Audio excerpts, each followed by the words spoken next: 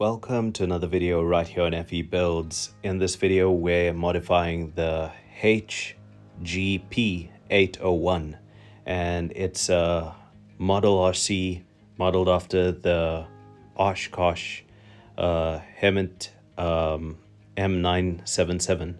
The first thing we're doing over here is locking the diffs, and that is so important because on this model it's 8x8, and you would expect 8x8 to be very capable, but the open diffs that come with it really just restrict the capability of that 8x8. So we used a very simple technique to lock the diffs, and I'm going to show you one example over here, and that is using silicone earplugs. So we use silicone earplugs, and we stuffed that in there, cleaned up the diffs first, then stuffed them in there in a certain way, and sealed the diffs very carefully so that they are sealed nice and straight and the gears are meshing properly within each of the diff housings.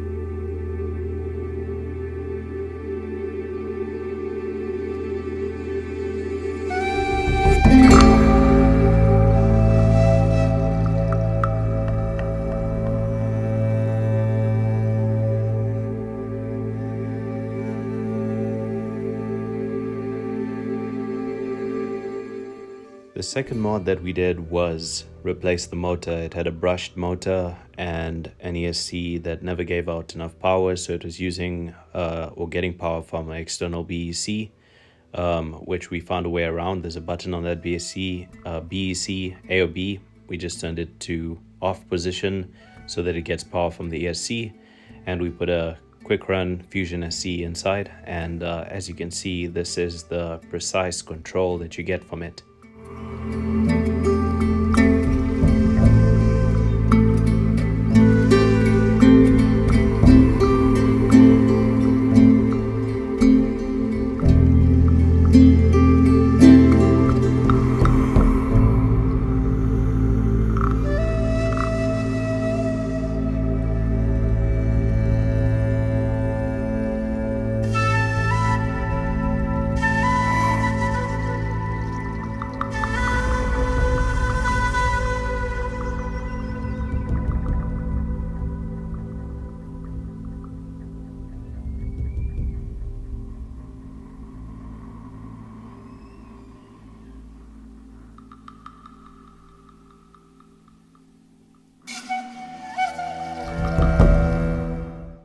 Now, if you had noticed on my previous video out on the trail with this RC, we had already modified it by then, but there was one part that we didn't change, and that was the remote. And with the remote that it came with, it was very difficult to get that full FOC feel.